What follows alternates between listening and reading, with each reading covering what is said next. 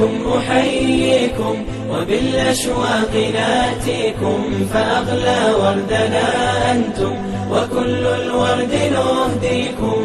عصافير من الخلد تغرد بين أهليكم، جوانحنا لكم سرر ومن دمنا نغذيكم. عصافير من الخلد تغرد بين أهليكم، جوانحنا لكم سرر ومن دمنا نغذيكم.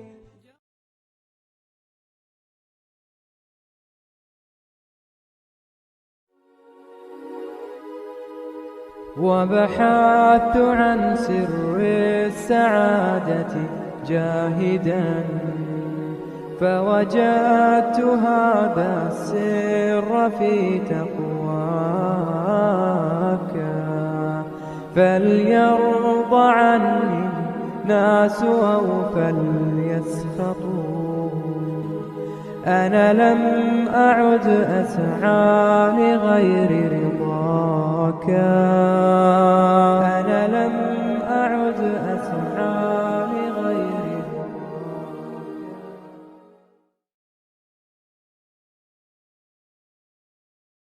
سريت بروحي فيا سعد روحي، وكان هواك بدوني أنا. على كل شيء رأيت وجودك، حتى على بسمات الشفاه. وفي الماء لما أردت الشراب، وفي الزهر لما تنام شذا.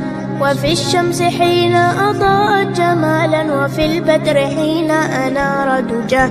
وفي الروض حين تفتح ثغرا، وماس النظير به والمياه. وغردت الطير تغريد حب، وراحت تغني أغاني الحياة. رأيتك نورا مبينا أزاح الحجاب، أنار طريق السرى. وفي الأفق حين تلاقى الغمام، وجاد بهطل يروي الفلا.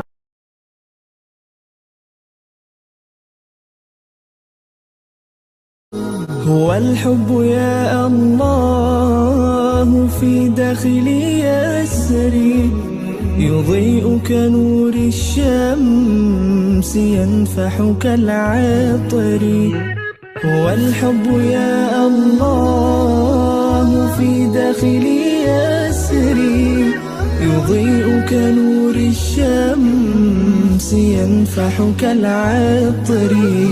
عبدتك إيمانا وحبا وطاعة، وأنس الرضا يا رب قد حل في صدري. هو الحب يا الله، هو الحب يا الله، هو الحب يا الله.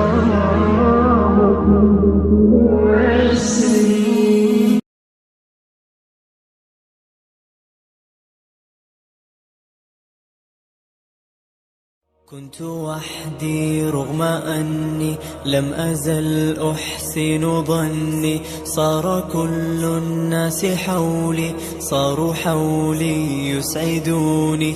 كلهم كانوا فدائي، أصبحوا اليوم ورائي. ليتني غبت سريعا، ليتهم لم يعرفوني. كنت وحدي صرت وحدي، ذاك قبلي تلك بعدي. ربما كنت ثقيلا، ربما لم يفهموني. كيف كانوا ينقذوني، كيف صاروا يقتلوني. كيف ضلوا اليوم عني، كيف عاشوا اليوم دوني.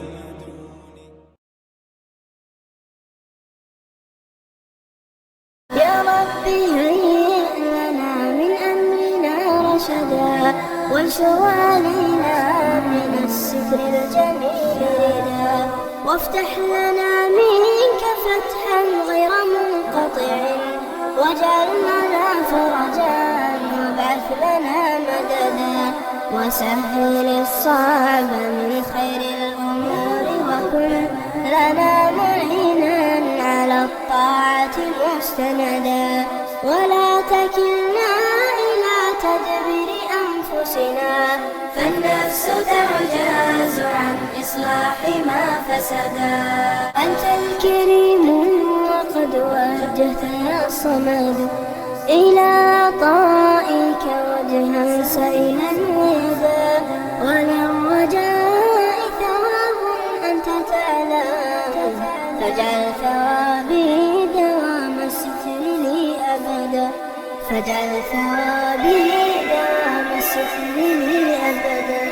وقد مددت يدي بالذل مشتاكيا إليك يا خير من مدت إليه يدا. علمت أنك ذو جود وذو كرم، هيئ لنا ربنا من أمرنا رشدا. وقد مددت يدي بالذل مشتاكيا إليك يا خير من مدت إليه يدا. علمت أنك ذو جود وذو كرم، هيئ لنا ربنا من أمرنا رشدا. وقد مددت يدي بالذل مشتاكيا إليك يا خير من مدت إليه يدا. علمت أنك ذو جود وذو كرم، هيئ لنا ربنا من أمرنا رشدا. وقد مددت يدي بالذل مشتاكيا إليك يا خير من مدت إليه يدا.